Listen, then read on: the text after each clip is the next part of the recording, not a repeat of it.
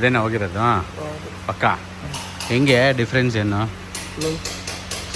Okay seal ಕಟ್ಟೆ ಆಗೋಗ್ಬಿಟ್ಟೈತೆ. Transmission fan. ಕೈ ಕಾಲು ಇಲ್ದಿರೋ ಮನುಷ್ಯನ ನೋಡಿದ್ದೀರಾ? ಕೈ ಇಲ್ದಿರೋ ಕಾರ್ ನೋಡಿದ್ದೀರಾ?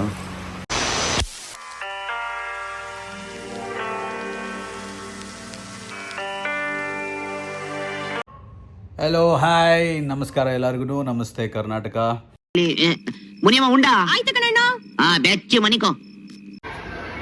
ಫಾರೂಕ್ ಬೈ ಬಂದಿದ್ದಾರೆ, ಸ್ಟಾರ್ಟ್ ಮಾಡಕ್ಕೆ ಹೇಳ್ತಾವ್ರೆ. ಮಾಡೋಣ ಸ್ಟಾರ್ಟ್. ನಿಮಿಷದಲ್ಲಿ ರಿಪೇರಿ ಮಾಡಿ ಬಿಸಾಕ್ಬಿಡ್ತೀನಿ. ಇದೆಯಲ್ಲ ಇದು ಕೈ ಅಂದ್ರೆ ಕೈ, ಕಟ್ಟಿಂಗ್ ಇಂದ ಫಿಟ್ಟಿಂಗ್ ವರ್ಗು ಒಂದೇ ನಿಮಿಷ. ಬೇಕಾದ್ರೆ ನನ್ನ ಮಗನ ಕೇಳು. ಹೌದಣ್ಣ, ನಮ್ಮಪ್ಪ ಎಲ್ಲ ಮಾಡ್ತಾನೆ. ಇನ್ನೊಂದು ಬ್ಯಾಟ್ರಿ ತಂದಿದ್ದಾರೆ. ಅವರು ಬ್ಯಾಟ್ರಿ ಹಾಕಿ ಮೋಸ್ಟ್ ಪ್ರಾಬಬ್ಲಿ ಜಂಪ್ ಸ್ಟಾರ್ಟ್ ಮಾಡಬೇಕು. ಕಾರಿಗೆ ಬ್ಯಾಟ್ರಿ ಇಲ್ಲ ಅಂದರೆ ಮದುವೆ ಗಂಡು ಗದೆ ಇಲ್ಲ ಅಂದಂಗೆ ಆಯ್ತದೆ. ಸ್ಟಾರ್ಟ್ ಆಗೋಯ್ತು ಗೈಸ್. ಇವಾಗ ತಗೊಂಡೋಗಿ ಲೀಕೇಜ್ ಫಸ್ಟ್ ಚೆಕ್ ಮಾಡಿ. Congratulation brother. ಗಂಡು ಮಗುನ ಹೆಣ್ಮಗು? ವೈರ್ ಏನಾದರೂ ಸ್ಲೀವ್ ಗೀವ್ ಏನಾದರೂ ಆಗಿದ್ರೆ ಅದು ಬ್ಯಾಟ್ರಿ ಲೀಕ್ ಆಗ್ತೈತೋ ಇಲ್ವೋ ಹೆಂಗ್ ಗೊತ್ತಾಗುತ್ತೆ ನಮಗೆ? ಓಕೆ, ಫಾರ್ವರ್ಡ್ ಬೈ ಬ್ಯಾಟ್ರಿ ಬಂದ್ಬಿಟ್ಟಿದ್ದಾರೆ. ಈಗ ಹೊಸದು ಇಲ್ಲೇ ಇದೆ, 90D237 ಇದೆ ನಮ್ಮ ಬ್ಯಾಟ್ರಿ ಕುತ್ಕೊಳ್ಳೋದು. ಇದಕ್ಕೆ ಯೂಟ್ಯೂಬ್ ನೋಡ್ತೀರಾ? ಯೂಟ್ಯೂಬ್ ನಂದು ಚಾನಲ್ ಇದೆ, ಯೂಟ್ಯೂಬಲ್ಲಿ ಸಬ್ಸ್ಕ್ರೈಬ್ ಮಾಡ್ಕೊಳ್ಳಿ. ಹಂಗೆ ನಮ್ಮ ಮನೆ ಮುಂದೆ ಒಂದು ಸ್ಕೂಲ್ ಐತೆ. ಏನು ಮಕ್ಕಳು ಪಿತ ಪಿತ ಪಿತ ಅಂತ ಓಡಾಡ್ತಾ ಇರ್ತವೆ ಯಾವಾಗ್ಲೂ. ಹೇಳಕ್ಕೆ ಇಷ್ಟಪಡ್ತೀನಿ. ಓಕೆ ಫ್ರೆಂಡ್, ಬಾಯ್. ಮಾಡಿ ಫಾರೂಕ್ ಬೈ.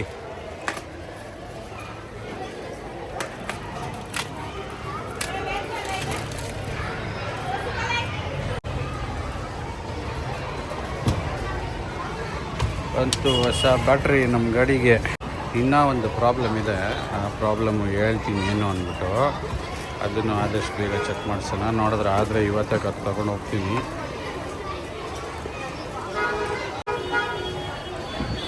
ಏನೋ ಗೊತ್ತಿಲ್ಲ, ಯಾವುದೋ ಲತೆಗಿತ್ತ ದರಿದ್ರ ಕಣ್ಬಿದ್ಬಿಟ್ಟೈತೆ ಅನಿಸುತ್ತೆ. ಇದೆ, ಇಲ್ಲೊಂದು ಸಮಸ್ಯೆ ಖಂಡಿತ ಇದೆ.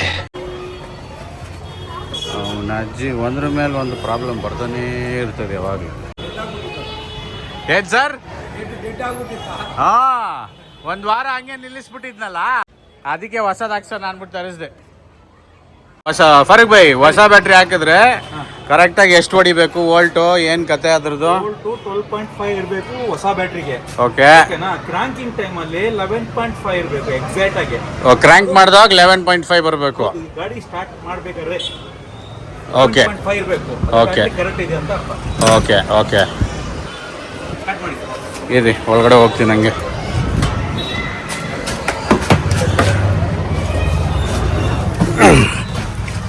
ಮಾಡ್ಲಾ?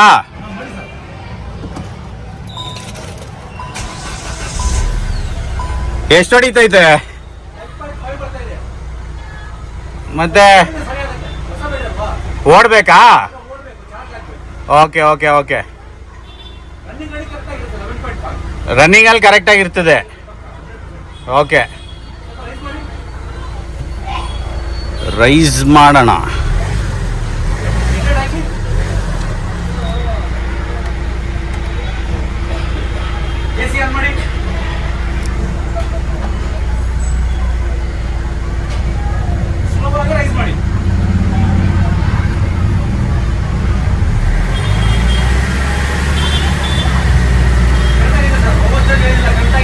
ಕರೆಕ್ಟಾಗಿ ಬರ್ತೈತಾ? ಸೂಪರ್, ಕರೆಕ್ಟಾಗಿದೆಯಂತೆ. ಕ್ಯಾಮ್ರಾ ಮೇಲೆ ಏನೋ ಲೈಟ್ ಬರ್ತೈತೆ, ಏನು ಕತೆ ಅಂತ ಗೊತ್ತಿಲ್ಲ. ಏನೋ ಬೆಳಕು ಬರ್ತಾಯಿದೆ. ಆನ್ಲೈನ್ ರಿಜಿಸ್ಟ್ರೇಷನಾ ವಾರಂಟಿಗೆ? ಓಕೆ, ಹಾಕೊಳ್ಳಿ ನನ್ನ ನಂಬರು. ಅವರು ಗಾಡಿದು ಫೋಟೋ ತೊಗೊಂಡು ಆನ್ಲೈನ್ ರಿಜಿಸ್ಟರ್ ಮಾಡ್ತಾರೆ ಇದನ್ನು. ಯಾಕೆಂದರೆ ಮುಂಚೆ ಎಲ್ಲ ಕಾರ್ಡ್ ಬರ್ತಾಯಿತ್ತು ಬ್ಯಾಟ್ರಿ ತೊಗೊಂಡ್ರೆ, ಇವಾಗ ಕಾರ್ಡ್ಗಳು ಸ್ಟಾಪ್ ಮಾಡಿದ್ದಾರೆ. ಸೊ ಎಲ್ಲ ಆನ್ಲೈನ್ ರಿಜಿಸ್ಟ್ರೇಷನ್ ಮಾಡ್ಕೋಬೇಕಂತೆ ಇವಾಗ. ಒಂದು 4 ದಿನ ಗಾಡಿ ಓಡಿಸ್ಲಿಲ್ಲ ಅಂದರೆ ಯಾವ ಹುಟ್ಟಲ್ಲಿರ್ತದೆ ಗಾಡಿ ನೋಡ್ರಿ. ನಾವು ವಾಶ್ಗೆ ತೊಗೊಂಡೋಗ್ತೀನಿ. ಹಂಗೆ ಎನಿವೇಸ್ ನೋಡೋಣ, ಹೋಗೋಣ. ಅಲ್ಲಿ ತಿರ್ಗಾ ಇನ್ನೊಂದು ಸತಿ 11.5 ಬರಬೇಕಂತ ಬ್ಯಾಟ್ರಿ. ಅದು ಆ್ಯಕ್ಚುಲಿ ಬರಲಿಲ್ಲ, 10.5 ಏನೋ ಬಂತು. ಹೋಗಿ ಚೆಕ್ ಮಾಡ್ಸೋಣ 11.5 ಯಾಕೆ ಹೊಡಿತಾ ಇಲ್ಲ ಅಂದ್ಬಿಟ್ಟು. ಗಾಡಿ ವಾಶ್ ಮಾಡಲಿಲ್ಲ ಅಂದರೆ ಏನೋ ತಲೆ ಕೆಟ್ಟೋದಂಗೆ ಆಗುತ್ತೆ. ಹೆಂಗೋ ಆನ್ ದ ವೇ ಹೋಗ್ತಾಯಿದ್ದೆ, ಸರ್ವಿಸ್ ಸ್ಟೇಷನ್ ಅಂದರೆ ಕಾರ್ ತೊಳೆ ಜಾಗ ಸಿಕ್ತು. ಏನೋ ಗೊತ್ತಿಲ್ಲ, ಕಾರು ತೆಗ್ದಿದ ತಕ್ಷಣ ಪಳ ಅಂತ ಹೊಳೆದ್ರೇ ಏನೋ ಒಂಥರ ಮಜಾ ಗಾಡಿ ಓಡಿಸೋದಕ್ಕೆ. ತುಂಬಾ ಗಬ್ಬೆದೋಗ್ಬಿಟ್ಟೈತೆ.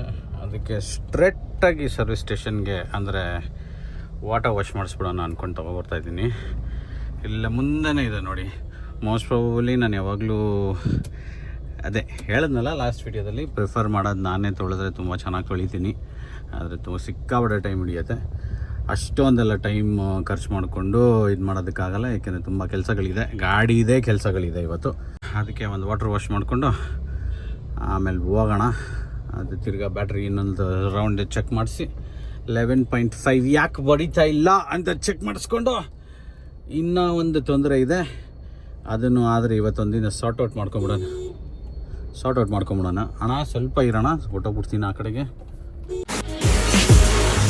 ಇವರು ಇಂಜಿನ್ ವಾಶ್ ಮಾಡಬಾರ್ದು ಅಂತ ಹೇಳ್ತಾರೆ. ಬಟ್ ವಾಟರ್ ವಾಶ್ಗೆ ಬಂದರೆ ಸರ್ ಇಂಜಿನ್ ವಾಶ್ ಮಾಡಬೇಕಾ ಅಂತ ಕೇಳ್ತಾರೆ. ನಾರ್ಮಲಾಗಿ ನಾನು ಮಾಡಿಸ್ತೀನಿ, ಏನು ಪ್ರಾಬ್ಲಮ್ಮು ಇಂಜಿನ್ ವಾಶ್ ಮಾಡಿಸಿದ್ರೆ? ನನಗೂ ಗೊತ್ತಿಲ್ಲ, ನಿಮಗೆ ಗೊತ್ತಿದ್ರೆ ಹೇಳಿ.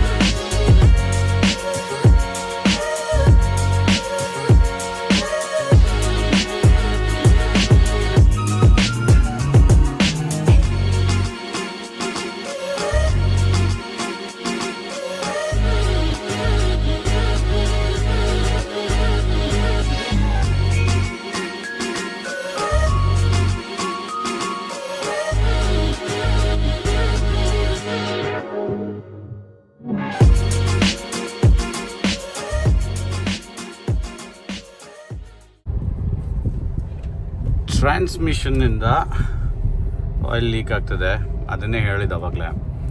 ಸೊ ಅದನ್ನು ಮಾಡಿಸ್ಬಿಡೋಣ ಅಂದ್ಬಿಟ್ಟು ಹುಂಡೈ ಸರ್ವಿಸ್ಗೆ ಬಂದ್ಬಿಟ್ಟೆ ಡೈರೆಕ್ಟಾಗಿ. 4 months ಹಿಂದೆ ಕ್ಲಚ್ ಎಲ್ಲ ಚೇಂಜ್ ಮಾಡಿಸಿದ್ದೆ. ಅದಕ್ಕೆ ಹೊರಗಡೆ ಬಿಡೋದು ಬೇಡ ಅಂದ್ಬಿಟ್ಟು ಡೈರೆಕ್ಟಾಗಿ ಸರ್ವಿಸಿಗೆ ಬಂದ್ಬಿಟ್ಟಿದ್ದೀನಿ. ಇಲ್ಲೇ ರೈಟಲ್ಲೇ ಇದೆ.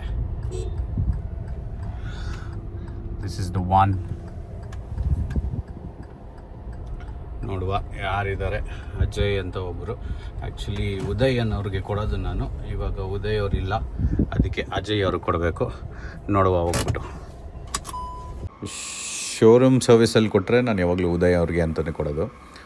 ಅನ್ಫಾರ್ಚುನೇಟ್ಲಿ ಉದಯ್ ಅವರು ಸ್ಯಾಟರ್ಡೆ ಸಂಡೇ ಲೀವಲ್ಲಿದ್ದರು. ಸೊ ಅಜಯ್ ಅನ್ನೋ ಹುಡುಗನಿಗೆ ಹೇಳಿದರು. ಅಜಯ್ ಅದನ್ನು ಟೇಕ್ ಓವರ್ ಮಾಡಿ ಅದನ್ನು ಸ್ಯಾರಿ ಮಾಡಿ. ಆ್ಯಕ್ಚುಲಾಗಿ ಟ್ರಾನ್ಸ್ಮಿಷನ್ ಸೀಲ್ ಅನ್ನೋದೊಂದು ಹೋಗ್ಬಿಟ್ಟಿತ್ತು. ಅದು ಆ್ಯಕ್ಚುಲಿ ಪಿಕ್ಚರ್ ಇದೆ, ಅದನ್ನು ತೋರಿಸ್ತೀನಿ. ಸೊ ಅದು ಹೋಗಿದ್ದರಿಂದ ಟ್ರಾನ್ಸ್ಮಿಷನ್ ಪ್ಯಾನ್ ಅಥವಾ ಟ್ರಾನ್ಸ್ಮಿಷನ್ನಿಂದನೇ ಆಯಿಲ್ ಡ್ರಿಪ್ ಆಗ್ತಾಯಿತ್ತು.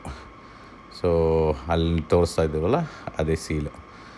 ಸೊ ಅದು ಬ್ರೇಕ್ ಆಗಿದ್ದರಿಂದ ಆಯಿಲು ಫುಲ್ ಡ್ರಿಪ್ ಆಗ್ತಿತ್ತು. ಸೊ ಅದನ್ನೊಂದು ಕವರ್ ಮಾಡ್ಕೊಂಬಿಡೋಣ ಅಂದ್ಬಿಟ್ಟು ಹೋಗಿದ್ದೆ. ಹಂಗೆ ಗ್ಯಾಪಲ್ಲಿ ಹೋಗ್ಬಿಟ್ಟು ನೇಚರ್ಸ್ ಎಲ್ಲ ತಿನ್ಕೊಂಡು ನಿಮ್ಮ ಅಮ್ಮನ ಪಿಂಡ ಯಾವ ಬೋಳಿ ಮಗನಿಗೆ ಅರ್ಥವಾಗುತ್ತೆ. ನಾನು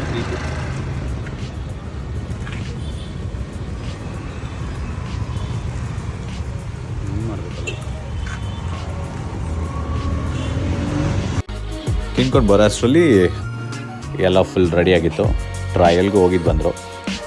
ಸೊ ಇನ್ನೊಂದು ಸತಿ ಚೆಕ್ ಮಾಡಿಬಿಡೋಣ ಅಂದ್ಬಿಟ್ಟು ಕಾರ್ನ ಮೇಲಕ್ಕೆ ಎತ್ತಿ ನಿಲ್ಲಿಸ್ಕೊಂಡು ನೋಡಿದ್ವಿ. ಅದೆಲ್ಲ ಮುಂಚೆ ಹಾರಿರೋದು, ಎಷ್ಟು ಹಾರಿದೆ. ಸೊ ಅದನ್ನೆಲ್ಲ ಕ್ಲಿಯರ್ ಮಾಡಿಕೊಂಡು ಎಲ್ಲ ಸಾರ್ಟ್ ಔಟ್ ಮಾಡಿಕೊಂಡು ಮನೆಗೆ ಓಡೋಣ ಅಂದ್ಕೊಂಡು ರೆಡಿಯಾಗಿ ಬಂದ್ವಿ. Big thanks for Ajay and Uday ಅವ್ರ ಟೀಮು. Thank you. ಇವತ್ತು ನಾವು ಮಾಡಿದ್ದಿಷ್ಟೇ. So thank you Uday, thank you Ajay and thank you for bye. ಎಲ್ಲರಿಗೂ ಶುಭರಾತ್ರಿ. Have a good sleep. Bye.